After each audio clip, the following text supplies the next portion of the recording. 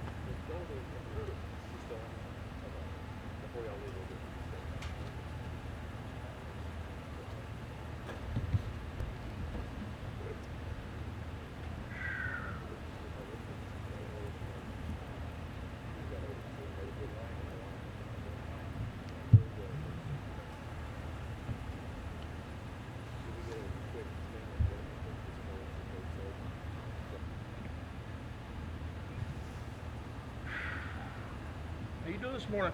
Good, yourself? Oh, pretty good.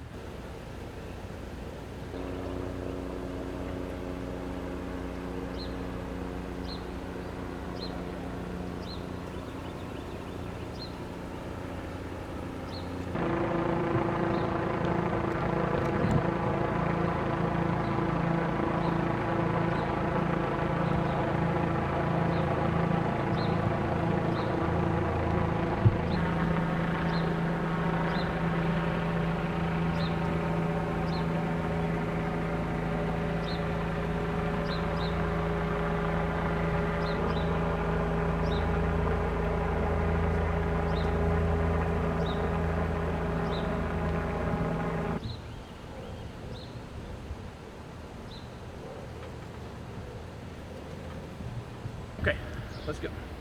Go ahead and tell us first. Last name, what's your title, if you spell it. Yeah, Captain Brian Carlisle, B-R-Y-A-N, last name Carlisle, C-A-R-L-I-S-L-E, Montgomery County Sheriff's Office. Okay. Tell us what happened. Just before 5:40 this morning, a call came into 911 dispatch advising that there was some sort of disturbance in progress at this home. Through further questioning, it was learned that an 11-year-old boy was making the call, indicating that his father had stabbed his mother and that he was begging his father to stop stabbing his mother. It is our belief that this young boy barricaded himself inside of a bathroom, maintained contact with our dispatchers. Our deputies were here in less than 8 minutes. As they approached the front of the residence, the 11-year-old boy did come outside. He was covered in blood. They made entry into the residence, and in less than a minute they were confronted by the suspect, who was wielding a knife. They ordered that suspect to drop the knife.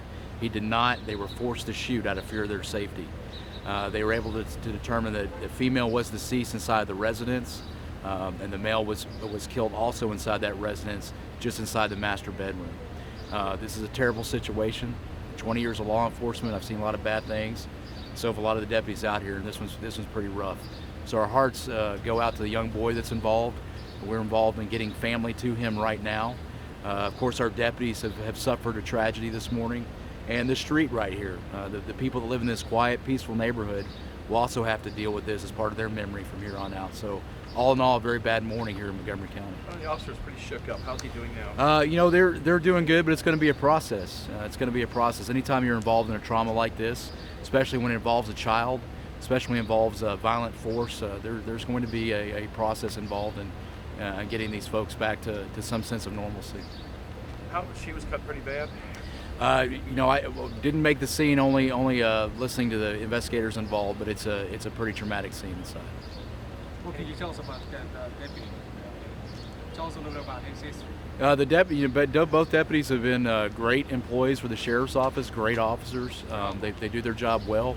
Both of them been for a few years, and they did what they had to do this morning. So this was 2 officers that actually did the fire. That is correct. Of course, investigators are on scene determining if both officers did hit the suspect, but that'll be part of a lengthy investigative process. How many times the suspect got hit? Like how many shots? Don't know at this time. There's a lot of unanswered questions as far as what transpired, and only good crime scene work will be able to determine that.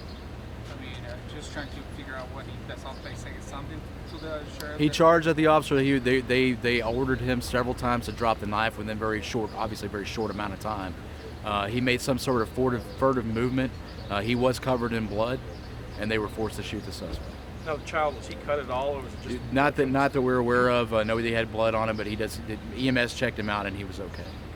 Have you guys received any previous responses? No, we checked all of our dispatch records, and there are no previous calls of any substance here at this residence. What can you tell us about the suspect? Did you get any records? Or There's no records that we have right now. Of course, crime scene is on scene, verifying the identity of that individual. Of course, that will maybe lead us to other answers to those questions. Where are we located at? 74 Chestnut Meadow in the Carriage Hill subdivision, Conroe, Texas. All right. Anything else? That's it. Okay, Brent. Thanks. All right. Thank you all. Oh, one more question. Deputies are going to be, what's the process for them right now? They're going to be questioning and... Yeah, the deputies will, they have to go through, there's a shooting protocol. They'll have to describe what occurred, and there's a very lengthy process as part of that investigation. They'll obviously be put on some administrative leave, which is standard protocol, for them to recoup and be ready to go back to the street. Thank you. Appreciate it. Okay. Thank you, Brent. You're welcome.